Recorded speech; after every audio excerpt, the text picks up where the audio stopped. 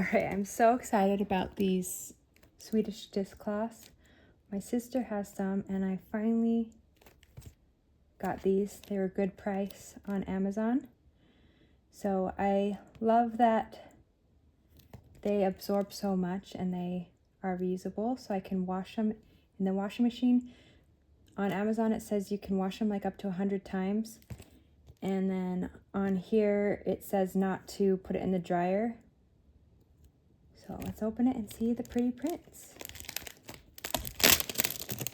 These should be all fruit.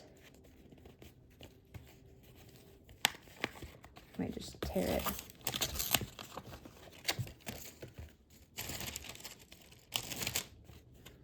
So we got avocado, blueberries, lemon,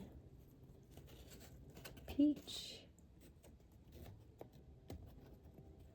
cherry, and banana. I'm excited to clean with these. They say they're gonna be, they don't leave streaks, so I'm gonna test it on a mirror and I'll do that in another video.